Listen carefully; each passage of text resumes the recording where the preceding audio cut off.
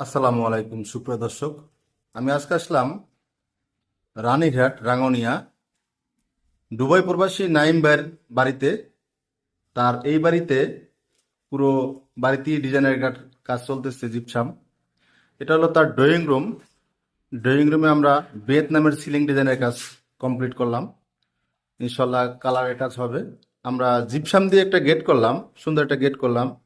এটা হলো আপনার জিপসাম দিয়ে গেট।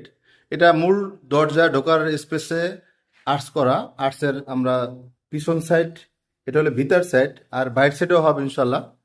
আর ড্রয়িং রুমে খুব সুন্দর করে ভিয়েতনাম স্টাইলের যে ডিজাইনগুলো করা হয়েছে, খুব সুন্দর একটা ডিজাইন, নতুন। এই পুরো সিলিংটি করা হয়েছে। এটা হলো আপনার 14 ফিট বাই 16 ফিট যে রুমটা আছে